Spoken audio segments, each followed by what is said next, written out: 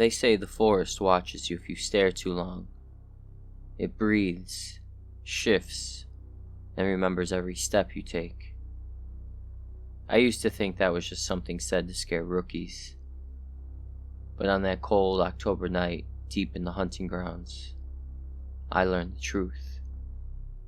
Because something was watching me, and it wasn't human. I had been hunting all my life, born into it really. My father taught me everything, how to track a trail, mask my scent, and respect the balance of nature. So when the off-season came, I took it as a chance to venture deeper into the territories few dared to explore. The wilderness preserve, known locally as the hunting grounds, was as remote as it got. 72 square miles of untouched forest, where the air smelled of damp moss, and the only sounds were the wind and the occasional cry of a distant animal. I craved the solitude, but I didn't realize solitude could turn so quickly into isolation. The first few days were uneventful. I tracked deer, set up a small camp, and spent hours in the tree stand, soaking in the quiet. But by the third day, something was off. It started small, branches breaking where there was no wind, the distant sound of something heavy moving through the underbrush. I chalked it up to a bear or maybe a moose. Big animals can make a hell of a racket. Then I found the first set of tracks. They were enormous, twice the size of my boot. The toes splayed wide like a primate's, but the depth of the imprint suggested a weight far beyond anything I had encountered before. Whatever made them was huge, but the stride was unnervingly human. I followed the trail for a mile until it disappeared into a grove of cedar trees, their trunks scarred with deep claw marks that cut clean through the bark. That night I didn't sleep much. The next day the forest felt different. The birds were silent, and even the usual hum of insects seemed muted. Every step I took felt watched, like the trees themselves leaned closer, their gnarled branches pointing me out. Around noon I found another track, this time closer to camp. The prints circled my fire pit. I tried to laugh it off. Maybe I'd been careless and walked in a circle. But deep down I knew better. My rifle felt heavier on my shoulder as I scanned the tree line. That night the sounds came back. Footfalls, heavy and deliberate, pacing just beyond the reach of my campfire's light. I grabbed my rifle and called out, my voice breaking the suffocating quiet. "Who's out there?" I yelled, but there was no answer. Just the crack of a branch and the shuffle of something massive retreating into the woods. By the 5th day I was unraveling. I'd moved my camp twice, but the tracks always found me. The claw marks on the trees became more erratic, like warnings scratched into the earth itself. And then I saw it. It was just before dusk when I spotted the silhouette. Tall, like impossibly tall, standing in the clearing. At first I thought it was a tree trunk, but then it moved. Broad shoulders, long arms that dangled like pendulums, and eyes that glowed faintly in the dim light. I froze, my heart slamming against my ribs.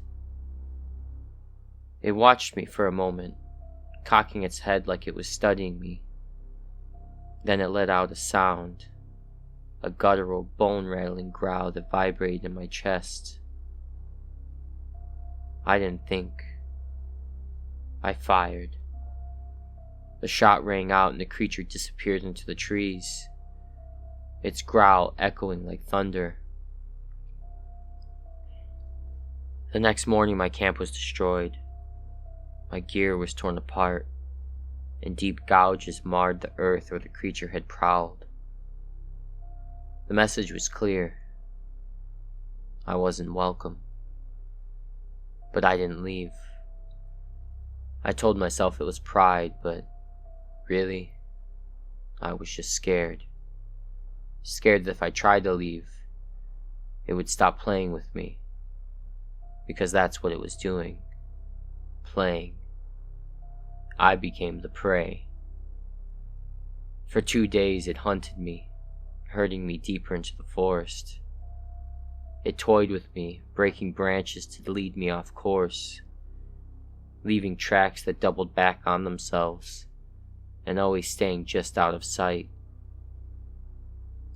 My food ran out, and my water dwindled, and my mind unraveled under the weight of its relentless pursuit.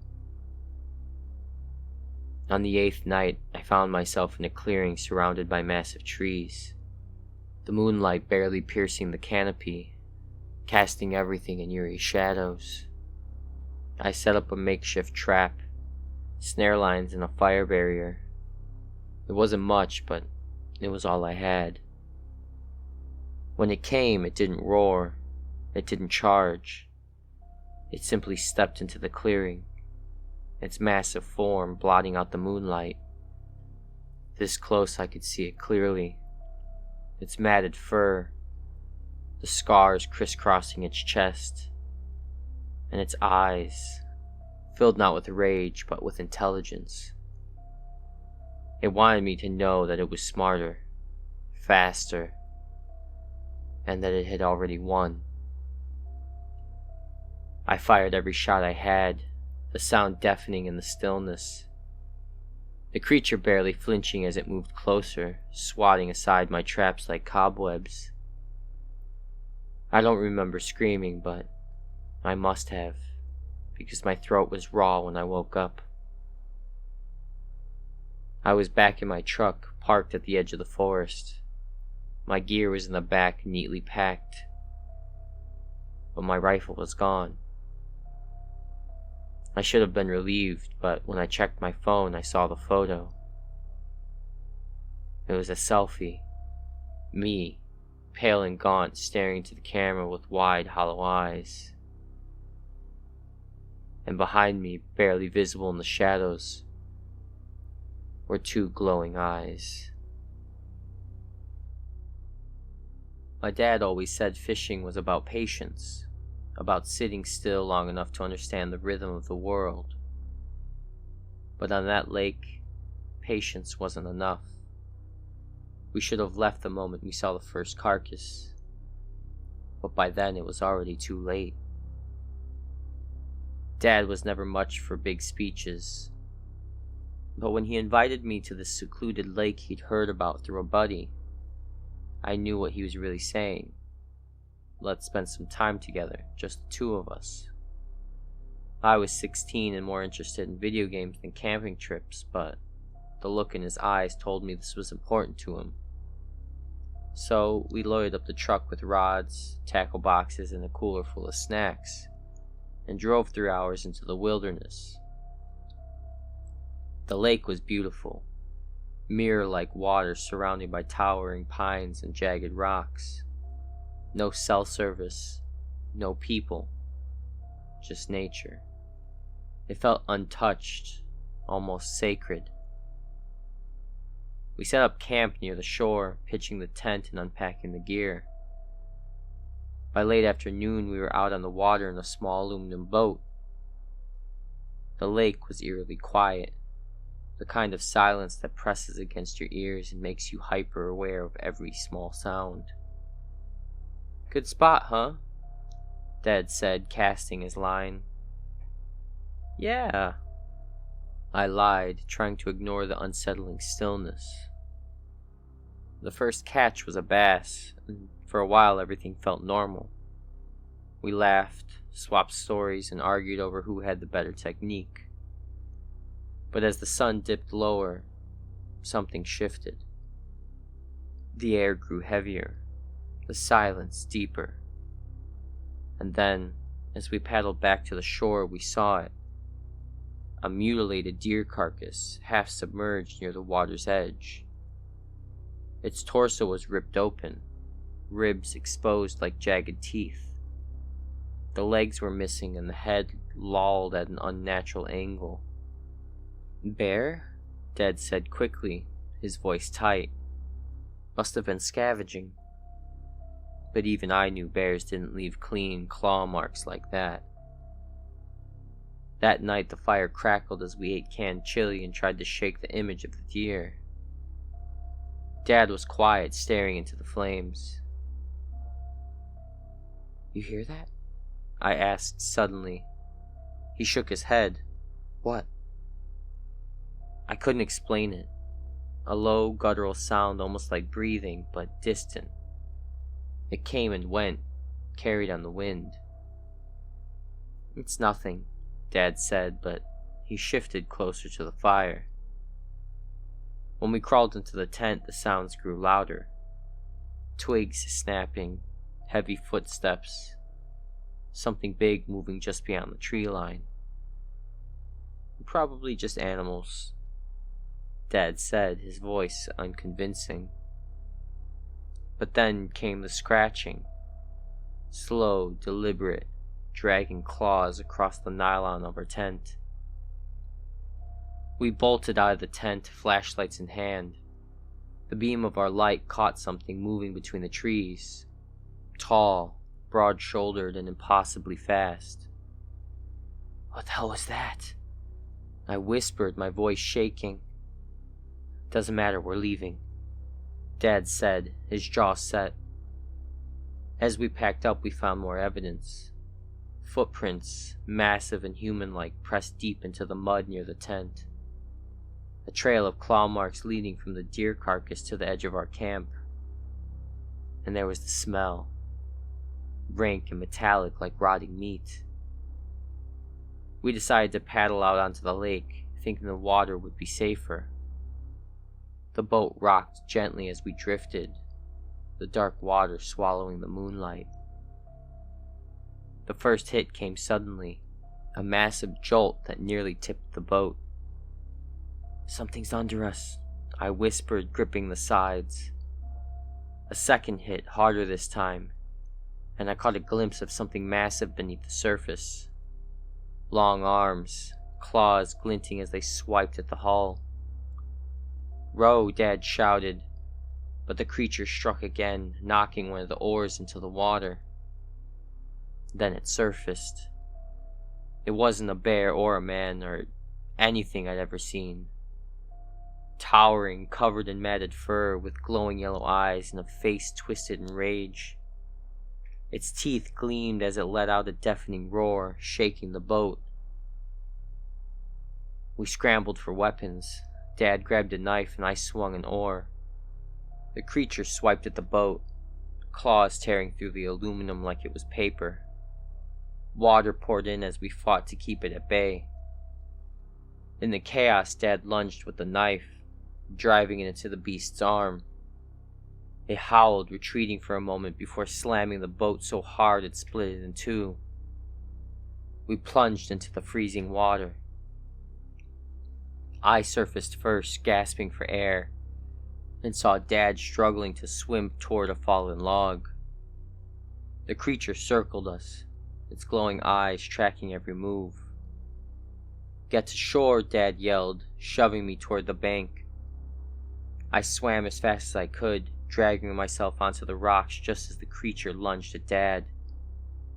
His scream echoed across the lake, and then silence. I waited, trembling, until dawn. The search team found me the next day, dehydrated and in shock. They asked about my dad, about what happened on the lake. I told them about the creature, the attack, everything. But they didn't believe me. And then as they loaded me into the ambulance, I saw it. standing at the edge of the forest watching us with those glowing yellow eyes. It wasn't done, not by a long shot. If you ever think about fishing at a secluded lake, remember this. Some places are meant to stay untouched. When you hear the forest whisper your name, don't answer, unless you want to know you're listening. We thought it was going to be a typical weekend. 4 friends hiking through Greenstone National Park, laughing around a campfire and taking photos for Instagram. But somewhere along the way we made a wrong turn. The trail markers disappeared and we found ourselves in an unmarked part of the forest, miles from any map we downloaded. At first it was almost fun, an adventure, a story we'd laugh about later. But by the time the sun dipped below the jagged treetops and the shadows stretched long and hungry across the forest floor, the fun was gone. And that's when we heard the whispers. The woods in Greenstone were ancient, older than any of us could fathom. The trees were gnarled and towering, their trunks so thick that 5 people holding hands wouldn't be able to encircle one. Their roots jutted out of the ground like veins, creating natural traps that snagged our boots. The air was heavy, damp, and smelled of rot. As darkness fell, the forest came alive, not with the usual chirping of crickets or hoots of howls, but something else. Something wrong. Low, guttural murmurs floated through the air, seeming to echo from every direction. At first, we thought it was the wind whistling through the branches, but it wasn't. The sound was too deliberate, too human. Did you hear that? The whispers grew louder as the night deepened, words too garbled to understand, but eerily rhythmic, like a chant. We huddled around the fire, our flashlights darting into the oppressive darkness. Every snap of a twig or rustle of leaves made us jump. Alex whispered, saying that someone's got to be out there. But trying to rationalize the whole situation, I told him who would be out there. We're in the middle of nowhere. But even I had that twisted feeling in my gut. The next morning, we found claw marks etched into the trunks of several trees around our camp. The marks were too high to have been made by any animal we knew. 9 feet off the ground, clean and deep as if carved with a massive blade. And then there were footprints. They were huge, far larger than any boot, with toes spread wide like a primate's. They circled our camp, overlapping and crisscrossing as if whatever made them had been pacing while we slept. Katie suggested we pack up and try to retrace our steps. None of us argued. By midday, we realized we were completely lost. The trail we thought we'd found vanished into a thicket of brambles, and the map on Katie's GPS refused to load. Worse, the whispers were back, this time clearer. They sounded like our names. We tried to ignore it.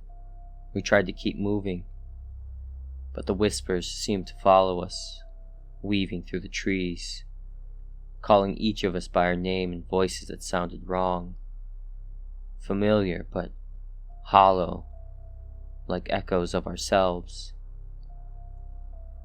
By sunset, Alex was gone. One moment he was walking behind us, complaining about how his boots were rubbing his feet raw. The next, he was just gone. We doubled back calling his name, but there was no response. And then we heard the scream. It was distant and short-lived, cut off abruptly like someone had clamped a hand over his mouth. Katie whispered, "What the hell is happening?" But none of us had an answer. That night we didn't dare sleep. The whispers were relentless, circling our camp closer than ever. Sometimes they sounded human. Sometimes they were guttural growls. Katie decided to keep watch while Ryan and I tried to rest. But when I woke up, Katie was gone too. Her sleeping bag lay empty, her flashlight abandoned and flickering weakly in the dirt. Ryan and I panicked, shouting her name into the void, but the only response was the forest mocking us with its whispers. "We're being hunted," Ryan whispered, his face pale and drawn. "This is their game. They're separating us." By dawn, Ryan was all I had left. We stuck close together, moving as fast as we could through the dense underbrush. The claw marks on the trees became more frequent, deeper, as if the creatures were herding us into a specific area. And then we saw it. The creature stood at the edge of the clearing, its massive frame partially obscured by shadows. It was tall, easily 10 feet, with matted fur and glowing yellow eyes that pierced the gloom.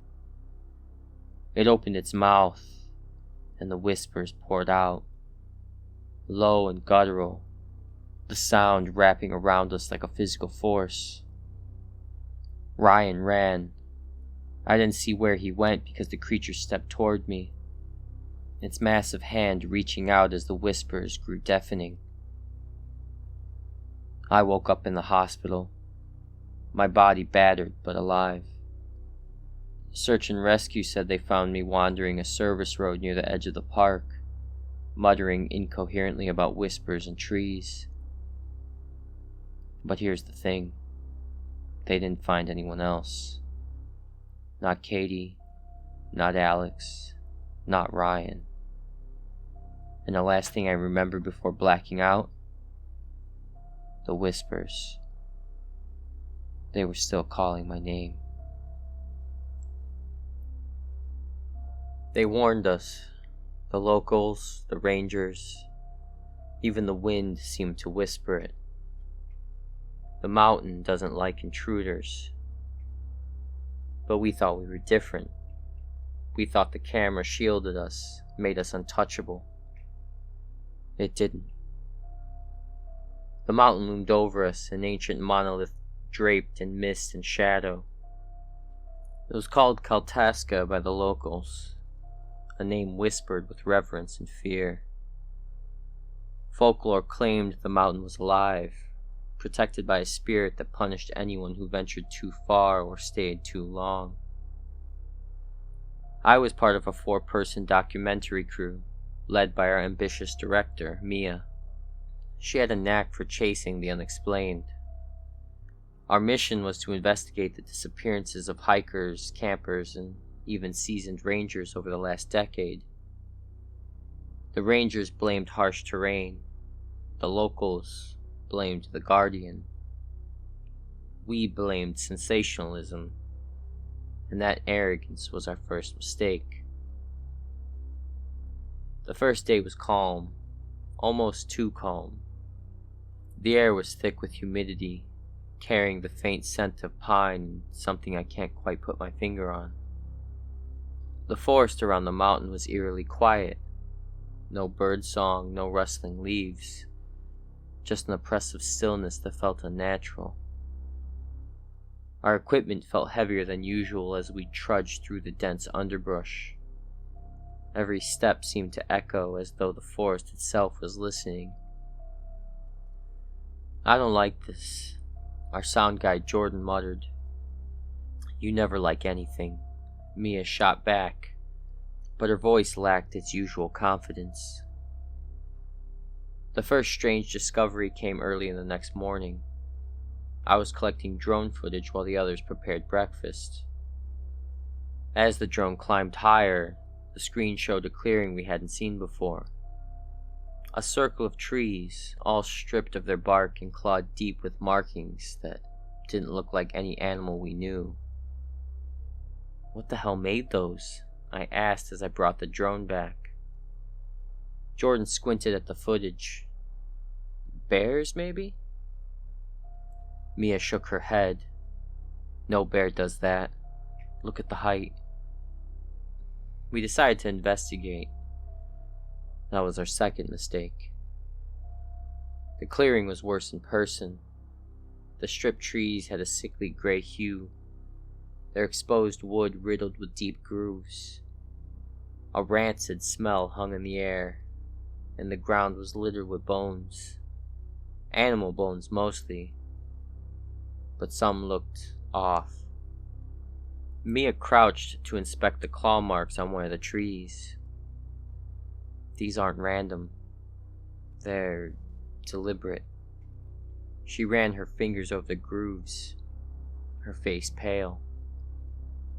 The wind picked up suddenly, carrying a low guttural sound. It wasn't a growl exactly, it was deeper, more guttural, vibrating through the ground beneath our feet. By the third day, the tension among us was palpable. The noises grew louder at night. Low, almost human moans carried on the wind. Shadows moved at the edge of our campfire's light, and none of us could shake the feeling of being watched. "We need to leave," Jordan said during breakfast, his voice trembling. "We barely started filming," Mia argued, but her hands shook as she adjusted the camera. Our cameraman Ethan stayed quiet, but his eyes darted nervously to the tree line. That night, everything fell apart. We heard it before we saw it. A thunderous roar that shook the ground and made my chest feel like it was caving in. The shadows moved faster now, circling the camp. Then it stepped into the firelight. It was massive, easily 9 feet tall, with matted fur slick with what looked like blood. Its eyes glowed a sickly yellow, and its hands, human-like but grotesquely elongated, ended in claws that gleamed in the firelight. Jordan screamed and bolted into the woods. Mia yelled out, but he was already gone. The beast didn't chase him. Instead, it turned its attention to us, bearing teeth that were far too sharp, far too many. We ran, abandoning everything but the cameras and the flashlight. The forest was a blur of shadows and clawed branches. The beast didn't run, it stalked, its heavy footfalls deliberate and unhurried, as if it knew we couldn't escape. Mia shouted that we have to split up. I told her that that's a stupid idea, but she was already gone, darting into the darkness. Ethan followed, and I had no choice but to do the same. I stumbled into another clearing, my legs burning and my lungs gasping for air. At first I thought I was alone. Then I saw Mia. She was kneeling in the dirt, her camera pointed at something in the center of the clearing. A massive pile of bones, some human, arranged in a grotesque shrine. "It's protecting something," she whispered, her voice trembling. "This isn't just territory. It's sacred to it." Before I could respond, the beast stepped into the clearing. Its eyes locked onto us. Mia raised her camera, filming it as it lunged. I woke up in a ranger station, my body battered and my mind shattered. A search team had found me at the base of the mountain, unconscious and clutching Mia's camera. But the footage didn't show the beast. It didn't show the shrine or the clearing. It showed me standing in the clearing, clawing at the ground with my bare hands. my face twisted in a feral snarl, and in the distance, just out of focus, two glowing yellow eyes watched me from the shadows. If you ever hear about a sacred mountain, do yourself a favor. Stay away. There's a reason people say to stick to the marked trails, but we didn't listen. We thought we'd found a hidden gem, a perfect little adventure. We were wrong. It started as a spontaneous trip. Brooke and I had been looking to escape the chaos of city life when I found a remote cabin listed online for a fraction of the usual price. It seemed too good to pass up. The listing warned it was off-grid, but we figured that was part of the charm. The drive took us deeper into the woods than we expected. Paved roads gave way to gravel, and soon the GPS cut out entirely. Brooke joked that we'd entered a horror movie, but I could tell she was uneasy. When we arrived, the cabin wasn't the quaint, rustic retreat we'd imagined. The wood was weathered, the windows grimy, and the air around it felt heavy. It was perched in a clearing surrounded by dense forest, and it looked abandoned.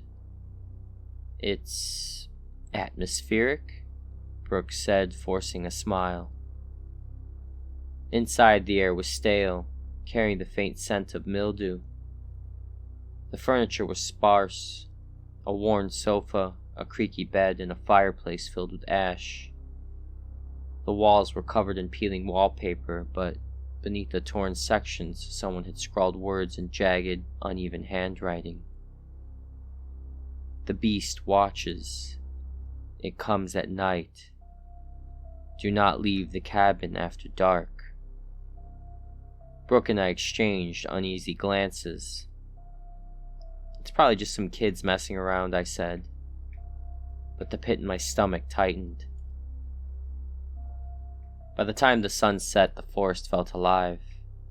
The wind rattled the windows, and the trees outside seemed to shift and lean, their branches scratching against the roof like skeletal fingers. Brooke lit a fire while I tried to get the old generator running. It sputtered and groaned before giving out completely, leaving us in near darkness. "Romantic, right?" I joked, trying to lighten the mood. But Brooke wasn't laughing. She was staring at the window. I thought I saw... Never mind," she said, shaking her head. That night, the whispers started. At first, I thought it was the wind, but the sound was too deliberate. It was low, guttural, like someone speaking through clenched teeth. Brooke clung to me, her fingers digging into my arm.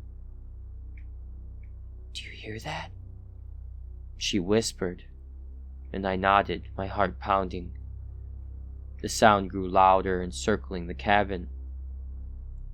And then came the scratching. It started at the back door, slow and deliberate, like claws dragging across the wood. I grabbed the fire poker, my only weapon, and crept toward the door. "Who's there?" I shouted, and the scratching stopped.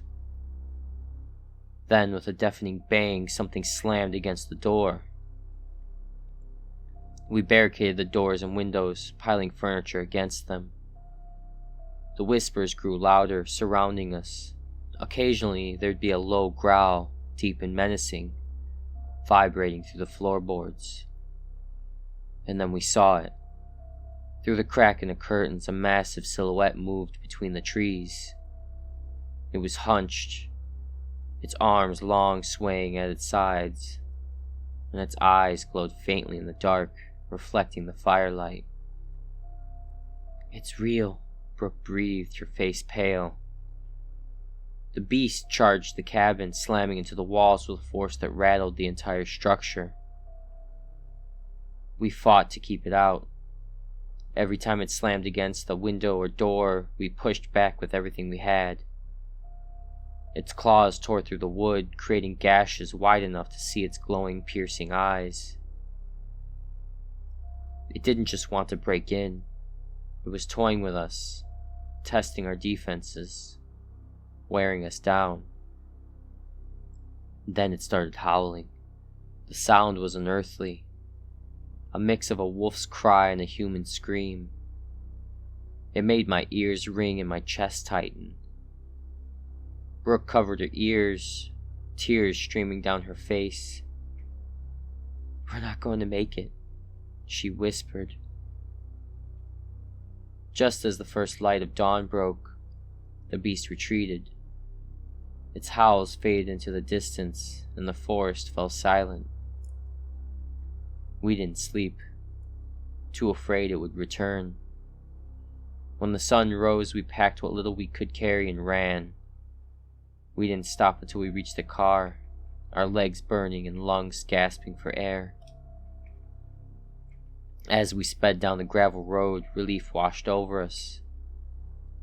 Brooke leaned back, her eyes closing for the first time in hours. We never spoke of this incident again, and we don't go into the woods anymore. You probably shouldn't either.